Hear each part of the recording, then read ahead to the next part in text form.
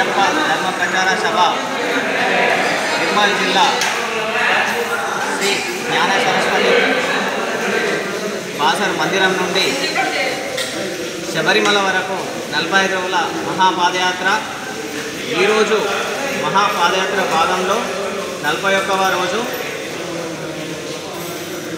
ఈరోజు భిక్షదాతగా పరుచూరి సుధాకర్ గారు, వారి భార్య ఉషారాణి, వారి కుమారులు భరత్ సాయి, వారి కూతురు భావన, వీరు ఈరోజు ఇక్కడ భిక్షదాతగా నిలిచిన స్వామి.